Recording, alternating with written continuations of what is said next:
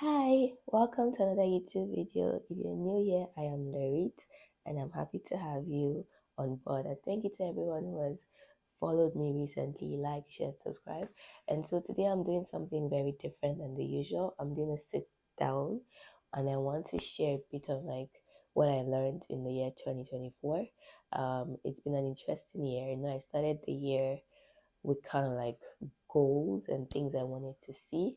Not everything happened as planned, but I guess that's life, and then you have to pick up and move on. I had to pivot a lot, and so I thought, what, since it's kind of like an online journal for me, why don't I kind of share so that I could always look back and reflect on my growth, but at the same time, also share because you just never know who it's going to bless this year, right? Or who's going to bless as we start this new year. So first things first, I think one of the first things that I learned this year was the idea of value and the idea of value and the mindset of value.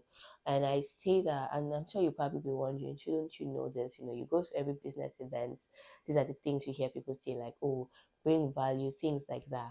But I think that starting 2024, it really hit me that this was a mindset I needed to approach, because I realized that the previous year I was just really trying to start this and just make money and just do this thing without maybe putting myself out there, or like just really showing so much of myself. So at the end of 2023, I was listening to, I think, crossover service or something, and the preacher spoke about how Peter and Paul, I guess, when they spoke about how silver and gold we have none, but what we have, in the name of Jesus, rise up and walk.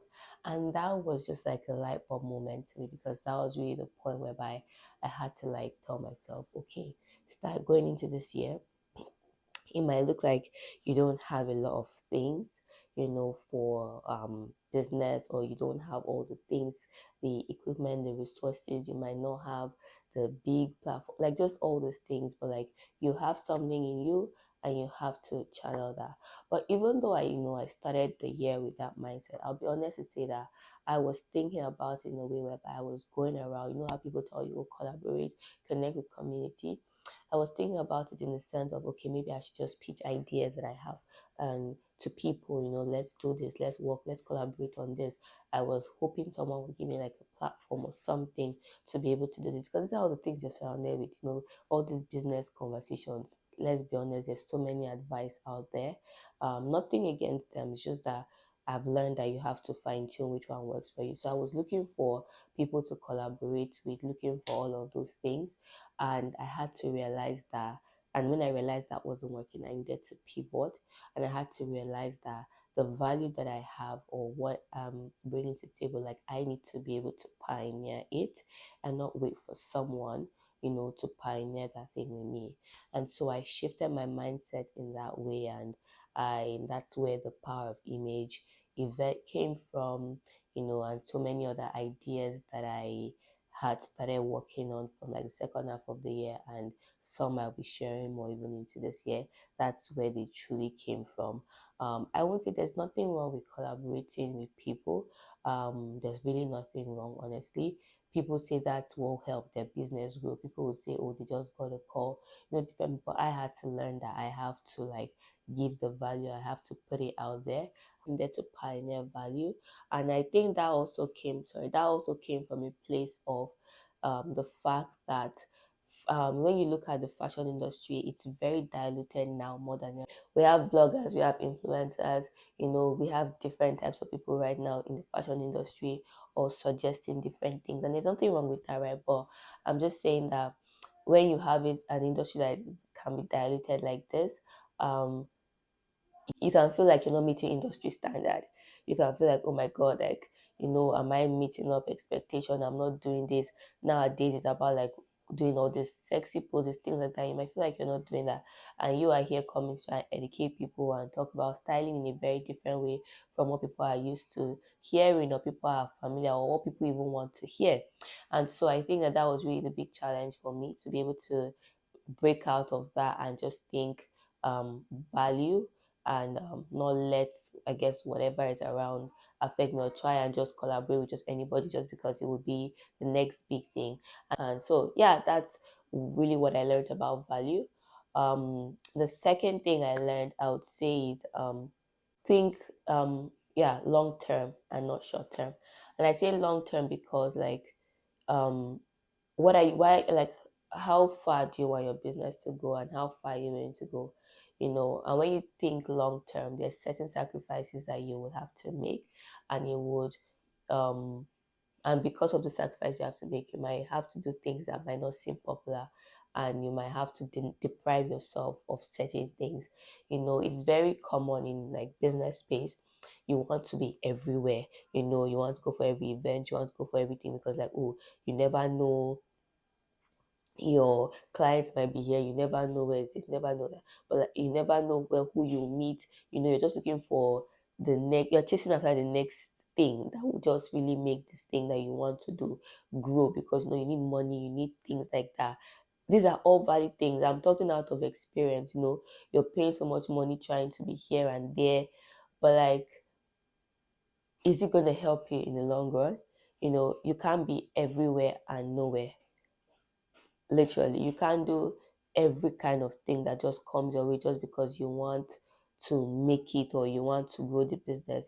What's the business about? And that it will make you this little money here and there, but in the long run, is it going to help you hit your goals that you want your business? Is it going to help you um grow your business to where you want it to be? Like, for example, if I say I want to be known as an industry person, and then I'm just going around doing every and anything just so that I make money, is that going to help me be the industry person, or do I need to have a different approach?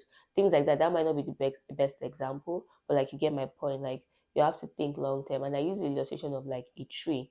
When a tree is planted, you don't see the roots, you just see what comes out, right? And that's because like those roots have gone deep. And so when you think long term, you actually have to like think beyond just now and what is satisfactory now, and actually like think what is going to help you in years. Because the truth about it is that in everything that we do, time is truly what reveals and what will show.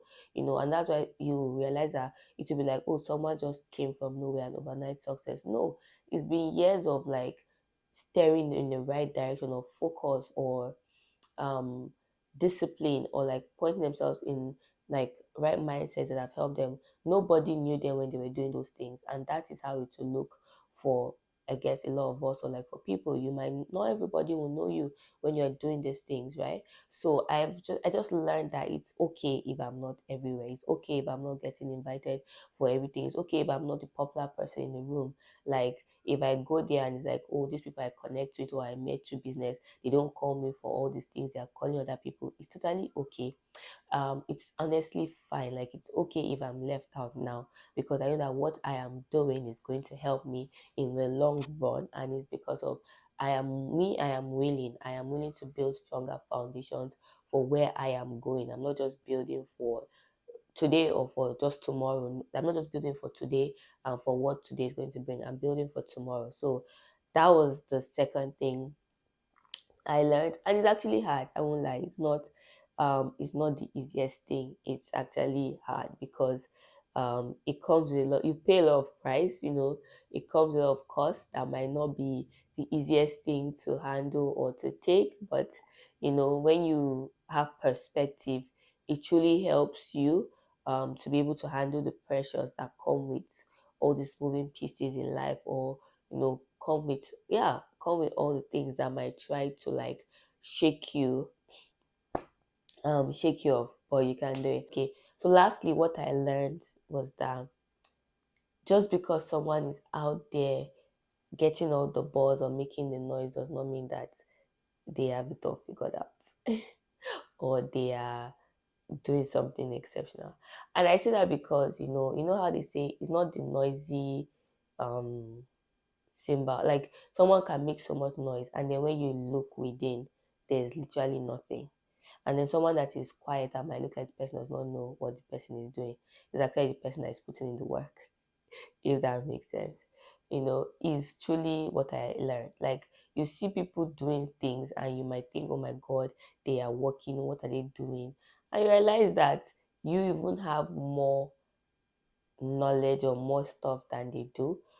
We just sometimes put ourselves down with fear, doubt or different things, or we're waiting for people, or just, I guess, limitations that can limit someone.